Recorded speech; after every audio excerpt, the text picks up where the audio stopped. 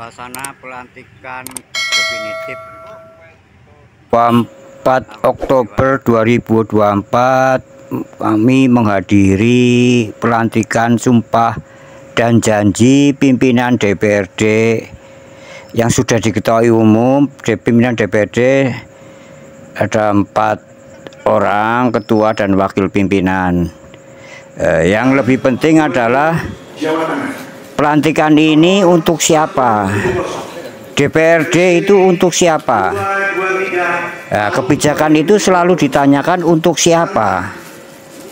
Nah, untuk respon ini mestinya instrumen yang digunakan adalah APBD, instrumen fiskal, pendapatan dan pengeluaran.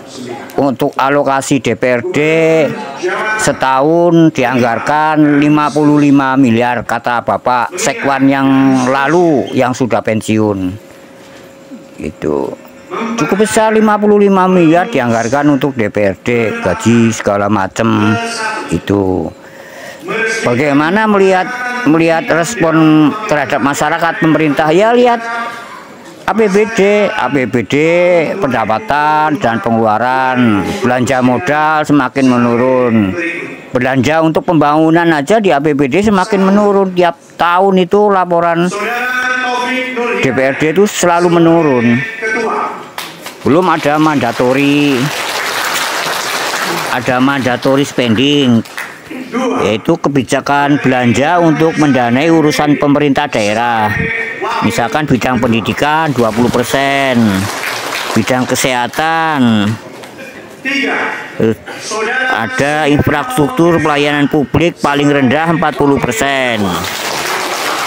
Nah, itu mandatory spending yang sudah ditetapkan. Belum untuk gaji pegawai yang semakin lama pegawainya ini kan bertambah. Ada P3K, PSN jadi ASN, jadi PSN plus P3K. P3K ini didanai oleh PAD, hampir separuhnya PAD untuk P3K, sehingga belajar modal pembangunan ini semakin menurun tiap hari.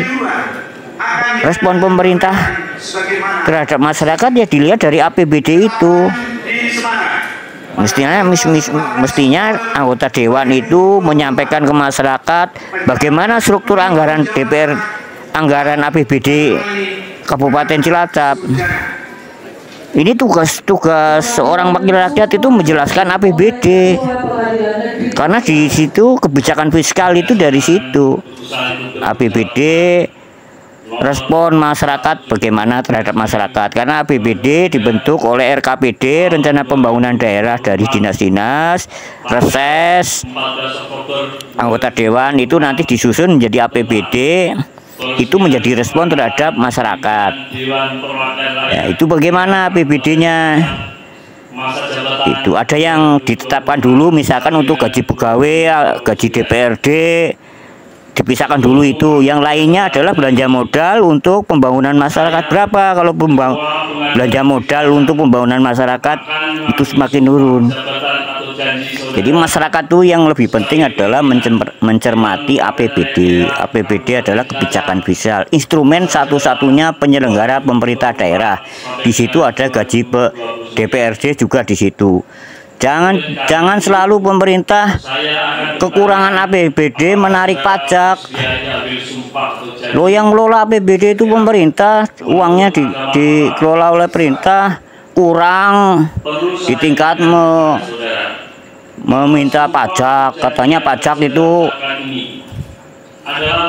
ya untuk apa saya tidak tahu, pokoknya yang baik pajak yaitu untuk pembangunan. Itu kan respon yang kurang baik itu pemerintah itu.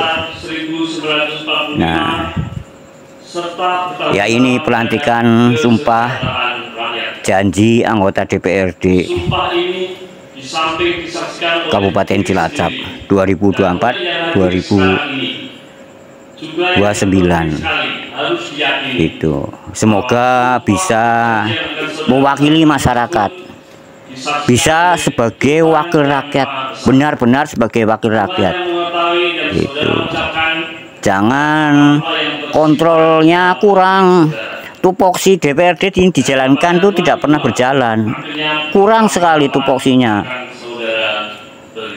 anunya apa, pengawasan budgeting itu kurang berjalan sempurna untuk penyimbang eksekutif itu. Ya inilah simak saja rangkaian pelantikan sumpah janji pimpinan DPRD Kabupaten Cilacap.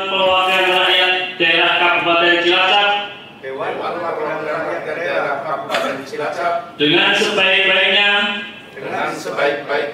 dan seadil-adilnya sesuai dengan ketentuan peraturan perundang-undangan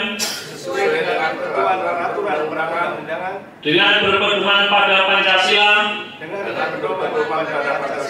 dan Undang-Undang Dasar Negara Republik Indonesia tahun 1945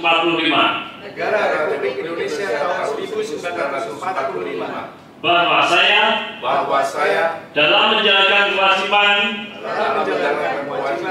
akan bekerja dengan sungguh-sungguh demi tegaknya kehidupan demokrasi serta mengutamakan kepentingan bangsa dan negara daripada kepentingan pribadi seseorang dan golongan.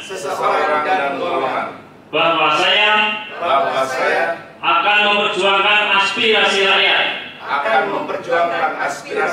yang saya wakili untuk mewujudkan tujuan nasional demi kepentingan bangsa dan negara kesatuan Republik Indonesia. DPRD Kabupaten Cilacap.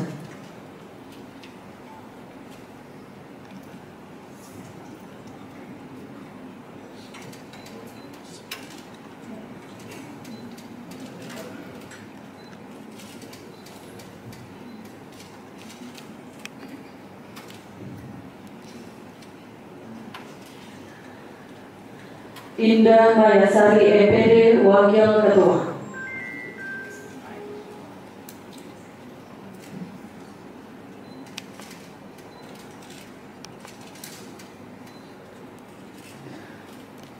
Suyarno SH Wakil Ketua.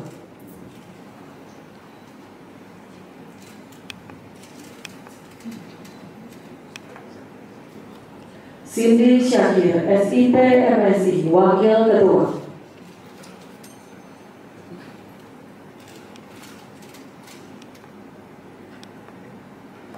Penandatanganan kedua yang mengambil sumpah Ketua Pengadilan Negeri Cilacap.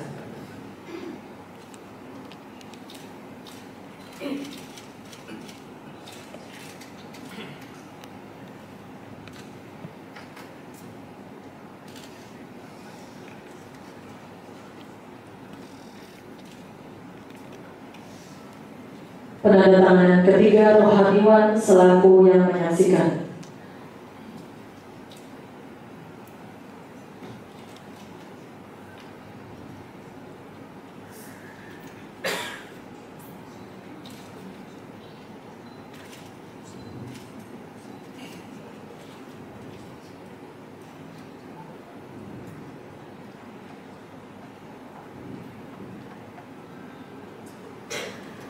Penandatanganan selesai, Ketua Pengadilan Negeri Cilacap dan rohaniwan kembali ke tempat duduk.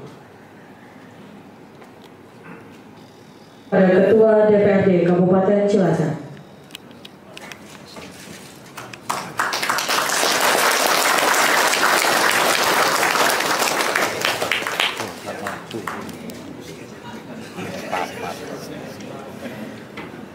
Penyerahan selesai, selanjutnya pimpinan DPRD Kabupaten Cilacap dipersilakan kembali ke tempat duduk yang telah disediakan untuk melanjutkan rapat paripurna, dan pimpinan rapat disilakan kembali menuju tempat yang telah disediakan. Langkah awal pimpinan Dewan, Pak. Langkah pertama bukan langkah awal, langkah pertama kita. Yang pertama setelah dilantik ini kita akan Senin membuat alat kelengkapan dewan dari Badan Musyawarah, Banggar, Komisi, Bapemberda, BK, ya itu perintah undang-undang. Dan kita akan menyusun jadwal 5 tahunan, jadwal 1 tahunan, dan nanti Bamus akan rapat untuk jadwal tiap bulan. Nah, yang perlu ditekankan tadi, karena wataknya DPD itu aspiratif, maka pada saat ada masukan dari masyarakat, ini yang akan kita sondingkan, kita bicarakan, kita sampaikan, karena kita penyambung lidah rakyat. Dan rakyat pembayar pajak itu yang utama yang akan mendapatkan kue pembangunan. Ada perombakan sistem segala macam, Pak? Atau bagaimana? Nggak ada. Mungkin kalau sistem ada di dalam OPD ya, bukan di kita ya. Karena kalau lihat di pemerintah pusat kan ada kementerian yang bertambah dari yang periode sebelum itu. Nah, ini barangkali ada nomenklatur, ada segala macam yang nanti ada perubahan. Kalau yang saya lihat di televisi, potensinya tahun depan atau mungkin tahun ini akan turun surat dari Kementerian Dalam Negeri, potensinya ada SOTK, struktur organisasi tata kerja yang mungkin disesuaikan karena ada nomenklatur.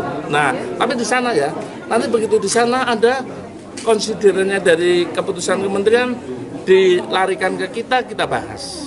Yang itu nanti akan mempengaruhi anggaran di 2026. Karena perencanaan RKPD itu paling lambat bulan Juni 2025 untuk anggaran 2026. Jadi saya yakin nanti akan ada penyesuaian, bukan